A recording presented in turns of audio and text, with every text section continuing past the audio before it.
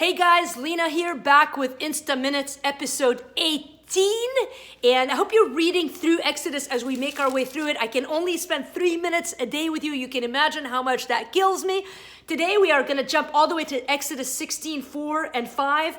I call today's teaching God Who Provides. Remember that we're studying the story of God, a story of hope in the Bible. And so I hope you're reading along. Don't just take my word for the story, read it. And some of you email me and tell me, here's another observation that I have. And I love hearing from you. Keep doing that. In the meantime, listen to this. Exodus 16 verses 4, it says, Then the Lord said to Moses, Behold, I am about to rain bread from heaven for you, and the people will go out and gather a day's portion every day, that I may test them whether they will walk in my law or not. On the sixth day, when they prepare what they bring in, it will be twice as much as they gather daily.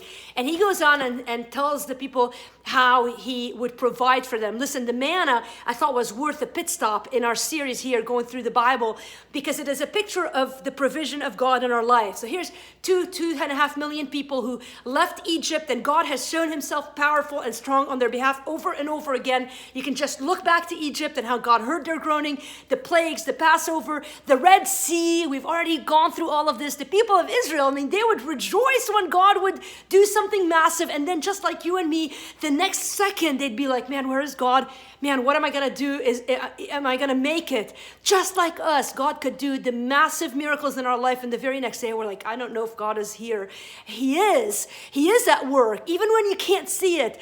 But the manna is awesome because it was a daily reminder that God is a God who feeds us. In fact, Jesus in the New Testament would talk about the manna and remind the people that man will not live by bread alone, but by every word that proceeds out of the mouth of God. And yet again, do we need bread? You bet we do. And so morning after morning, 6 days a week, on the sixth day, you were to get twice as much manna, so that on the seventh day, day of rest, you would show your trust in God and know that God had provided for you. That's the reason for the Sabbath. And even though we're New Testament believers now, it is an awesome thing to practice, where on the seventh day we symbolize our trust in God by letting go and saying, I don't have to work as hard. I can just practice faith. And so 6 days God provided manna, on the seventh rest. Manna, a daily reminder that God is a God who provides for our needs. Hey, sometimes we go through life and it feels like we're not sure how we're going to make it.